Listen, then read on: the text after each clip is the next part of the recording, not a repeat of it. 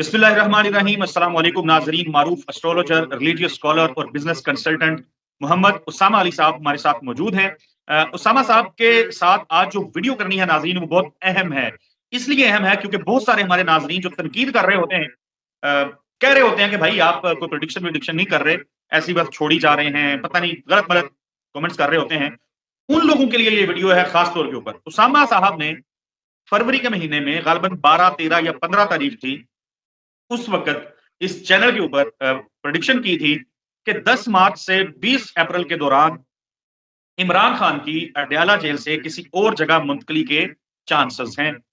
वो जेल मुंतकली भी हो सकती है, वो रिहाई भी हो सकती है, या उन्होंने फिर एक उसमें एक एक्सट्रीम बताया था कि ये भी मुमकिन है कि जी आप इस दुनिया से किसी और दूसरी दुनिया में चले जाएँ। एनीवेज़, बहुत तनकीद की लोगों ने, बहुत सारे लोगों ने उसको सीरियस भी लिया। अब हुआ इस तरह से कि जैसे ही 10 मार्च पाकिस्तान में शुरू हुआ, हर तरफ शोर शुरू हो गया जी।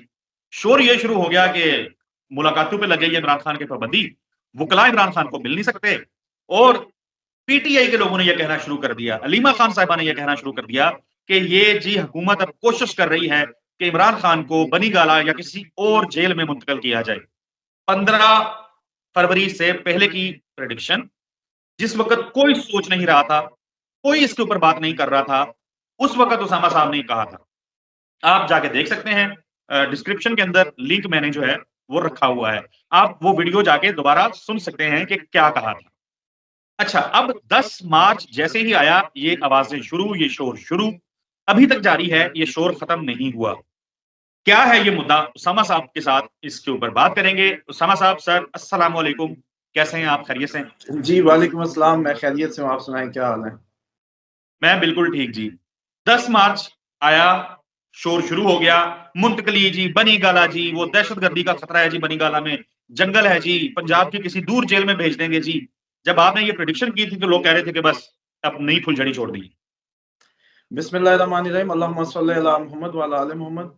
देखिए, उस वीडियो में शायद हमने एक्सप्लेन भी किया था कि जब हम कैद को उस तरीके से नहीं पकड़ पा रहे थे, जो दुनिया के दस्तूर हैं या एस्ट्रोलॉजी, असल में लोगों को समझना चाहिए ये एक मुसलसल कैलकुलेशंस जो माज़ी की हैं, रीडिंग्स हैं बारहा, और उसका ही इल्म है।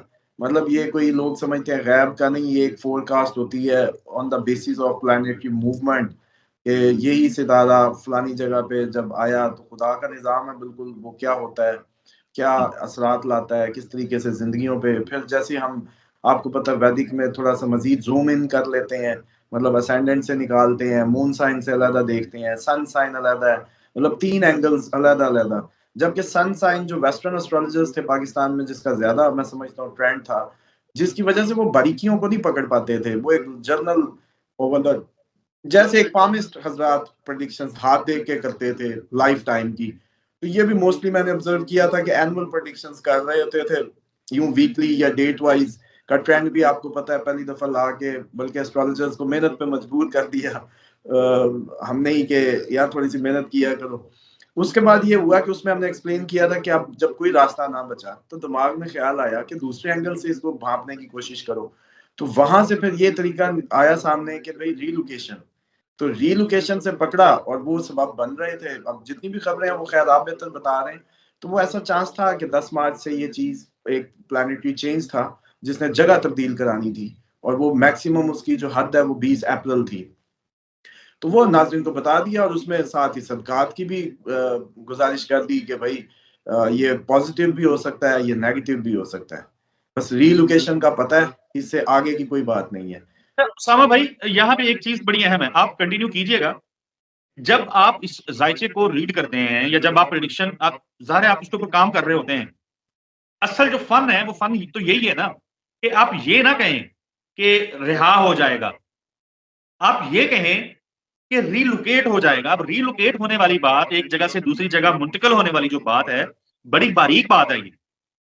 हाँ जी, मतलब डेफिनेटली इससे फिर नेगेटिव पॉजिटिव मैं कई चीजें पकड़ी मैं जा मैं सकती हैं। मैं मैं इससे पहले, ज़ाहिर है मैं तो मुख्तलिफ लोगों से बात कर रहा होता हूँ, तो तीसरी या चौथी दफा ऐसे हुआ है कि जब मैं वाकई इंप्रेस हुआ हूँ इस चीज से, और खास तौर पे रीलोकेशन वाली बात में मैं बहुत ज्यादा इंप्रेस हुआ हूँ, और 10 मार्च से ये शो शुरू हुआ है। हाँ जी, उसमें ये होता है कि असल में मैं आपको बताऊं कि एक ही नशिस्त में, ये लोग अमूमन समझते हैं कि एक ही अपॉइंटमेंट में या वंस इन अपॉइंटमेंट एक ही मतलब एक जो कंसर्न क्वेश्चन है वो आंसर हो जाते हैं। लेकिन आप यकीन करें कि जितनी दफा भी हम बार बार किसी चीज को रीड करें, कोई नए एंगल्स आते हैं। हम भी एक जाहिर बात है एज ए ह्यूमन हमारे भी मून के इफेक्ट्स हैं। चांद की पहली तारीखों में हम कुछ हैं, चांद की आखिरी में कुछ है। बाज़ औक़ात जब कोई खास अपॉइंटमेंट्स होती हैं तो वो तो मैं वैसे ही उनको कह देता हूँ कि यार थोड़ा सा सब्र कर लें, ये दिन आपको मजा नहीं आएगा। मतलब हमारी भी तो एक मेंटल एनर्जी है ना। मतलब एक टाइम होता है कि आपकी नजर हर कोने में जा रही है, एक टाइम होता है बड़े डाउन होते हैं, या किसी का कंसर्न सीधा सीधा सवाल हो तो वो बड़ा इजी होता है। लेकिन इस तरह का जो वर्क होता है जिसमें ढूंढना हो कुछ, तो वो डेफिनेटली रिक्वायर्ड करता है आपका टाइम भी, सारे एंगल्स भी। मिसाल के तौर पे एक हार्ट्स प्लैनेट अपनी सेकंड हाउस में है, वो सिक्स्थ हाउस को देख रहा है, उसका इम्पैक्ट अलग से कैलकुलेट करें। फिर आपकी जो फोर्थ हाउस है जो आपके होम कंफर्ट का है, आपकी माँ का होता है, ये जो कंफर्ट होम कंफर्ट से रिलेट करता है, घर बनाने से रिलेट करता है। अब इसकी कोई भी मेजर ट्रांजिट, इसकी जैसे कहते हैं मूवमेंट, वो या आपको घर में टिकने नहीं देती, मतलब ज़हनी तौर पे आपका घर में दिल नहीं लगता, आपको समझ ही नहीं आ रही होती, आप समझ रहे होते मैं फैसला ले रहा हूँ, हालांकि वो सिर्फ आप तंग हो रहे होते हैं जिस बुनियाद से। वो जैसे कहते हैं ना पाँव जलते हैं तो जंप अप करते हैं, हालांकि ये नहीं पता कि ये से एक साथ ही साथ चलना है, ये आपका वक्ती एक वो है। तो फैसलों में एस्ट्रोलॉजी इसी तरीके से हेल्प आउट करती है कि आपको हम हकीकत बता देते हैं कि सर आपके इस टाइम दिमाग की हालत ये है, इसलिए ये आपका इस टाइम फैसला ठीक नहीं है। तो इस तरीके से ये सब चलता है। जी, उसामा भाई मैंने ये पूछना है आपसे, ये जानना है कि क्या अभी भी उनके रिलोकेशन के चांसेस हैं? लेकिन उस सवाल से पहले एक सवाल का जवाब दें। आपने कहा कि एस्ट्रोलॉजी यानी जो प्रेडिक्शन करने वाला है, उसके सितारे भी मैटर कर रहे होते हैं कि चाँद की कौन-सी तारीख है। तो ज़रा ये थोड़ा-सा बता सकते हैं कि कौन से तारीखें होती हैं चाँद की, जिसमें आप समझते हैं कि किसी एस्ट्रोलॉजर की जो प्रेडिक्शन है वो पैट बैठ जाती है या जिसमें उसकी इंट्यूशन जो है वो सही तरीके से काम कर रही होती है? हाँ, उसमें आप भी आहिस्ता-आहिस्ता अपने व्यूअर्स के लिए ना सही जैसे कहते हैं ना स्क्रैच करने लग गए हैं इसको, ताकि इनका जो है वाक़ई ये ठीक है, होना भी चाहिए। और आपको पता है हमने जब ये शुरू किया था तो इसी बुनियाद पे था कि हम इम्प्रेस करें अपने नेशन को, कि इस तरफ लोग इसको समझें कि ये एक ज़िंदगी को सँवारने एग्ज़ैक्ट का एक अल्लाह ताला की तरफ लंबी-लंबी से बेहतरीन लंबी तरीका है। छोड़नी है, अगर लंबी-लंबी छोड़नी है, तो जितनी मर्ज़ी छोड़ लें, आज वीडियो लगा दूँगा, कल भी लगा दूँगा, हफ्ता रुक के लंबी-लंबी छोड़ के लगा दूँगा कि भाई कमाल हो गया, इमरान खान ने यूँ कर दिया, सितारे आसमान पे हैं, वज़ीर-ए-आज़म बनना तो कन्फर्म लोहे की लकीर है, 15 दिन बाद वज़ीर-ए-आज़म बन रहा है। फ़ायदा नहीं है ना, तो हम सही-सही हाँ, चलते हैं। बिल्कुल, आपको पता है कि मेरे साथ आपने एक प्रोग्राम में भी ये नहीं कभी सुना था कि मैंने कभी कहा हो कि जी बस पक्का वज़ीर-ए-आज़म और बैजा-बैजा हो जी। हमने तो इसीलिए हर चीज़ को अलग-अलग बयान किया, फ़ेम को अलग, प्रॉब्लम्स को अलग, हेल्थ को अलग। सबसे जी, पहले तो आपके क्वेश्चन की तरफ पहले मैं आ जाऊँ कि मून, जब आप पैदा हुए, जो आपका मून साइन था, वो आपका मून साइन फर्स्ट हाउस में था, तो एरीज़ हुए। सेकंड में था तो वो आप टॉरस हो गए। लेकिन एक आपका राइजिंग हाउस था असेंडेंट। मिसाल के तौर पे आपका मून साइन तो एरीज था, मतलब मून उस वक्त एरीज में था फर्स्ट हाउस में, लेकिन आपके असेंडेंट के हिसाब से वो 8वें में था, क्योंकि असेंडेंट पे उस वक्त ऊपर जो है 8 8 जैसे कहते हैं ना घर पीछे जी, आपका वो था। तो अब आपका अगर असेंडेंट 8 घर पीछे था और मून साइन था फर्स्ट हाउस में, लेकिन उसके असेंडेंट में वो 8th हाउस में था, तो ये उसके लिए कमर दर अकरबी हो गया। क्यों? हुँ, क्योंकि उस वक्त उसका वो जो डिग्री थी वो 8th हाउस में थी मून की, वीकर था। अब समझें कि जब भी कोई शख्स, जब उसके जो असेंडेंट के हिसाब से, मिसाल के तौर पे आज चांद है जी फर्स्ट न्यू मून है, टेक्निकली ये आज पहला और दूसरा दिन है तो ये एरीज में होना चाहिए। हुँ, ठीक 54 घंटों बाद इसके घर बदलते जाएं, इसने 12 इस महीने में हाउस पूरे कर लेने। लेकिन मेरे असेंडेंट के हिसाब से मेरे ये 5वें या 6ठे घर में है, तो मेरे 2 दिन बाद इसने वीकर एनर्जीज में चले जाना है।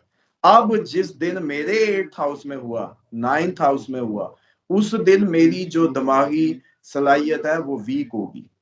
मेरे जो इमोशंस हैं वो वीक होंगे, मैं उदास होऊँगा, मैं डाउन होऊँगा, जो ब्लड फ्लो है वो इतना एक्टिव नहीं होगा, चीज़ें बड़ी स्लो डाउन होंगी।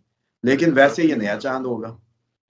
अब लोग, हम एक जर्नल जब कमर दर अकरम को रीड करके बता रहे होते हैं, वो होता है जब हम पाकिस्तान की बात कर रहे होते हैं ओवरऑल। जी, जैसे इन ओथ सेरेमनीज़ जिन्होंने ली हैं, अब जिनके ओथ सेरेमनी वालों के जनरली हो सकता है किसी के उस दिन फर्स्ट हाउस में हो, वैसे कमर दर अकरम था लेकिन उसको फ़र्क नहीं पड़ेगा। लेकिन जिसके 8th हाउस में एन कमर दर अकरब बैठ गया, वो गया, यूं होता है। तो ये इस तरह से सारे एस्ट्रोलॉजर्स, हर बंदा, कोई भी साइंटिस्ट, कोई प्रोफेसर, कोई आपका रिसर्च करने वाला, कोई भी, उसको ये अपनी लाजमी अपनी कैलकुलेशन एक बार, चलें जी एस्ट्रोलॉजी को छोड़ दें, ये नया चांद है, इसके 2 दिन को रीड करके देख ले कि आज कैसा है, वो मेंटल कैपेबिलिटी कैसी है, मूड कैसा है, महसूस क्या कर रहा है। इसी तरह अपनी एक डायरी बना ले, इसी तरह डायरी बना ले, जिस दिन वो बेस्ट परफॉर्म दे कर रहा है उन्हीं दिनों में अपने वो काम लिया करे मेंटल वर्क के। तो इसी से हम अंदाजा लगाते हैं कि असद साहब जो हैं वो बिजनेस शुरू करने जा रही हैं, तो उनका मून जो है वो कौन से घर में है? अगर 8वें वाले दिन होंगे तो उसमें काम असद साहब को नहीं शुरू करना चाहिए। जी जी जी कुछ भी काम करना है, कुछ भी करना है अपनी जिंदगी में, नया इन्वेस्टमेंट करनी है, कोई को फैसला लेना है, डिसीजन लेना है, मामलात लेके आगे चलने हैं, तो चेक करवा लें या कर लें कि भाई कहीं मेरा मून जो है वो मेरे 8वें घर में तो नहीं है। कितनी खूबसूरत बात की है मैंने, ऐसे ही ये है। आपको मैं बताऊं कि ये आपकी एस्ट्रोलॉजी की दुनिया में जो मैं आगे कोर्स डिजाइन कर रहा हूँ या इसके आगे हम ला रहे हैं क्लासेस, ये एक नई जिद्दत होगी ये, क्योंकि आपको पता है ये थ्योरेटिकली एक रिसर्च वर्क ही होता है, मुशाहिदात का इल्म होता है, तजर्बात और मुशाहिदात, इसीलिए इसको हम साइंस मानते हैं। जी। साइंस की डेफिनेशन भी यही होती है, तजर्बात और मुशाहिदात से हासिल किया गया इल्म। आपको नमक बना तो नहीं लेते, आप सिर्फ आखज ही करते हैं उसके खवास ट्राई कर करके। तो सेम एज इट इज हम इसको ट्राई कर करके अब मुझे ये समझ आया कि बाज़ औक़ात कमर दर अकरब किसी शख्स के लिए बिल्कुल एग्जैक्टली वर्क करेगा और किसी के लिए वो नहीं, क्योंकि उसके फर्स्ट हाउस है वो, जब हम असेंडेंट। लेकिन वेस्टर्न इसको नहीं कर सकते, हुँ। वेस्टर्न वाले इसको इस तरीके से नहीं ले सकते, क्योंकि उन्होंने 24 दिनों का मतलब महीने का ही सन अपना देखा और उसी पे ही वो रीड किया, इसलिए वेस्टर्न एस्ट्रोलॉजी जो है वो इतना ज्यादा डुएबल नहीं रही, या पाकिस्तानी उससे इतना इम्प्रेस नहीं हो सके जो इससे ओके। पहले थे। तो अब इमरान खान की अडयाला जेल से रिलोकेशन, अब वो पीटीए तो कह रही है कि नहीं भई कहीं नहीं जाने देंगे, उनको अडयाला में रखें, उनकी सिक्योरिटी को खतरा है अगर आप कह रहे हैं, तो यहीं रखें, ये साजिश कामयाब नहीं होने देंगे। सो चांसेस आर देयर कि 20 अप्रैल से पहले रिलोकेट हो जाएँ? देखिए वो भरपूर चांसेस है, अल्लाह रहम करे, ये उनको बहाना ना दे दें इस तरह की बातें करके कि जी हम इधर से नहीं जाने देंगे, हम उधर से नहीं जाने देंगे, तो वो कहेंगे जो देखा हमने, फिर जिस वजह से कहा कह रहे थे वो फिर हो गया, ये लो। तो वो फिर जो हम दूसरी खतरनाक बात कर रहे थे, ये बात उस तरफ ना चली जाए। तो इसलिए इतने दिमाग लगा के इन बातों को करें, इतने मोहब्बत में इमरान खान की जो है ना उसी के ही कबाड़ा ना कर दें। तो दूसरी बात ये है कि 16-17 तारीख अब उनकी हेल्थ वाइज प्रॉब्लम हो सकती है, और हेल्थ इश्यूज के दिन है 16 और 17 तारीख। हाँ, मैं भाई इसके ऊपर बिल्कुल हम बात करेंगे जो हेल्थ इश्यूज के ऊपर है, क्योंकि थोड़ी-सी हिस्ट्री भी है रीसेंट डेज़ के अंदर, जब कुछ ऐसी चीज़ें रिपोर्ट हुई, इस पे ज़रूर हम बात करेंगे अपनी अगली वीडियो के अंदर। मैं फिलहाल तक के लिए आपसे इजाज़त चाहूँगा। बहुत शुक्रिया आपके कीमती वक़्त का। उम्मीद करते हैं कि हमारे जो नाज़रीन हैं, वो मुद्दा समझ गए होंगे कि क्यों हमने इस टॉपिक के ऊपर वीडियो की और क्यों ये बताना, बात करना ज़रूरी था कि 10 मार्च के हवाले से 15 फरवरी को की गई प्रेडिक्शन, उस वक़्त आप गालियाँ दे रहे थे, लेकिन अब वही बातें जो है, वो पाकिस्तान की हेडलाइन बनी हुई हैं। हमें अपनी दुआओं में ज़रूर याद रखिएगा। अगली वीडियो में आपसे मुलाकात होती है, तब तक के लिए अल्लाह हाफ़िज़।